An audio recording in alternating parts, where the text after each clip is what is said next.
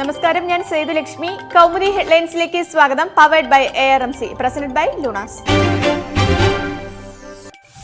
മൊഴികളിൽ വൈരുദ്ധ്യം, ചോദ്യങ്ങളിൽ ചക്രവ്യൂഹം.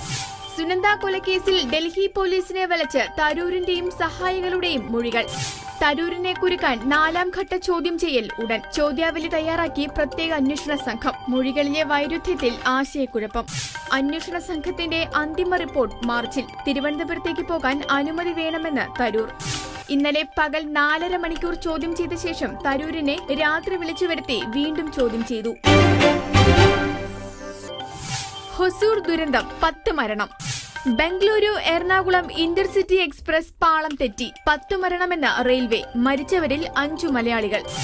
അപകടം കർണാടകയിലെ ഹൊസൂരിനടുത്ത് ആനക്കലിൽ. പുലർച്ചെ 7:45 പാളം തെറ്റിയത് 6 ബോഗികൾ.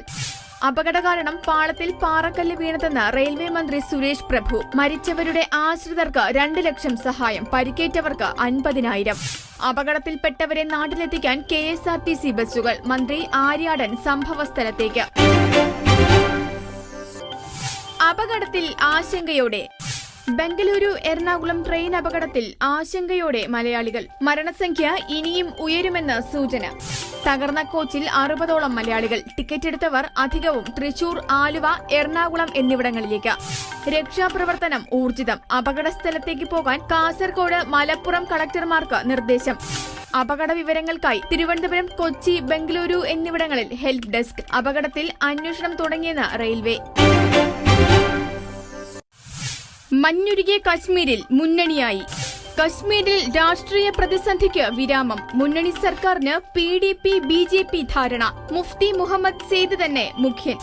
BJP നേതാവ് നിർമ്മൽ സിംഗ് ഉപമുഖ്യമന്ത്രിയാകാൻ ധാരണ. 6 വർഷവും മുഫ്തി മുഖ്യമന്ത്രി സ്ഥാനത്ത് തുടരും.